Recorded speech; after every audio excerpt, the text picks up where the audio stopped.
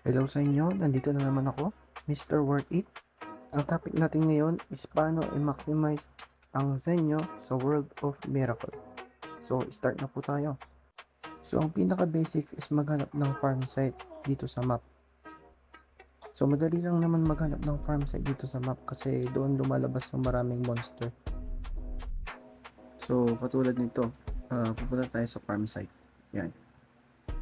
Please take note na kung mas mataas yung level ng monster, yan, mas marami rin po yung Zen na makukuha. So, parehas din kung mas mataas yung level ng map, is mas marami tayong makukuha Zen. Yan.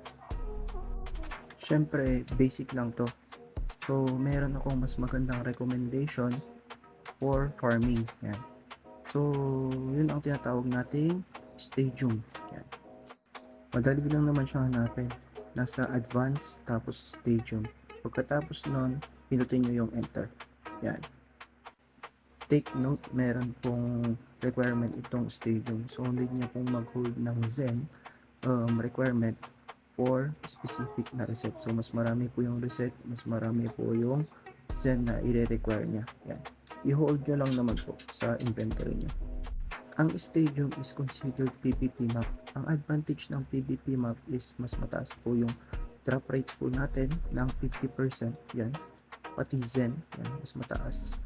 So, mas marami po tayong makukuhang Zen dito compare sa mga non-PvP na maps. Yan.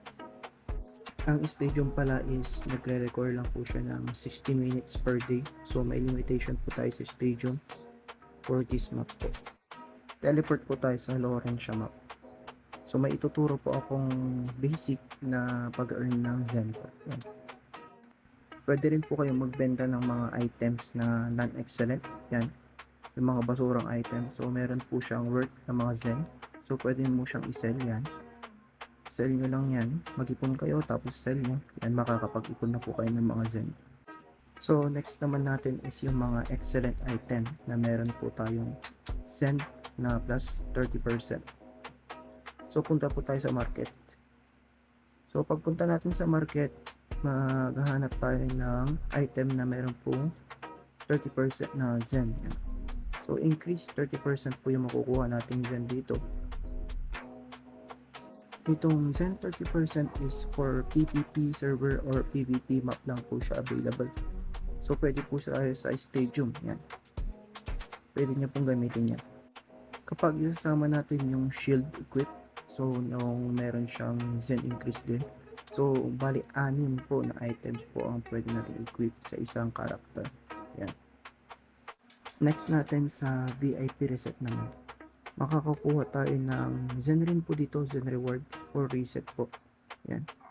Sa free reset wala po yan. Tapos sa PO reset wala rin po yan. Ang Zen po na reward is nasa VIP reset lang po. Yan. Next po natin sa cash shop naman po. So sa mga fan dyan, maraming silver.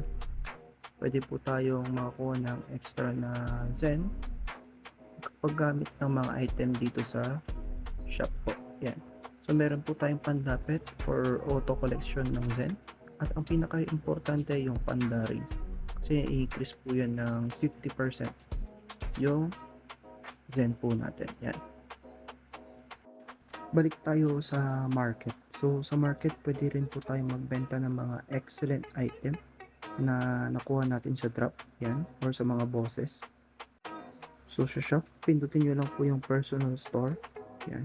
So add items. Hanapin nyo yung items nyo. Yan. For example yan.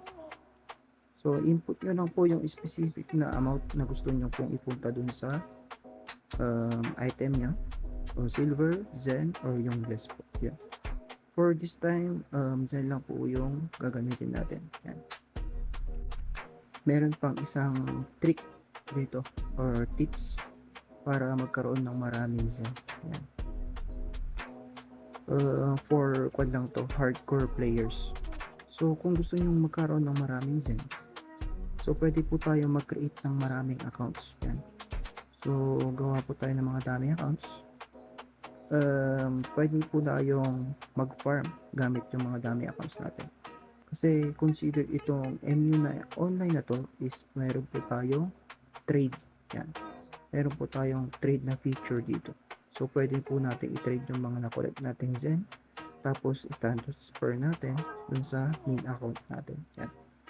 Yun po yung pinaka-efficient na paraan. Pero, syempre, take time yun. Tapos, need yun ng maraming oras para magawa yun. Yan. Kung nakatulong ang video na to, please like and subscribe and see you next time.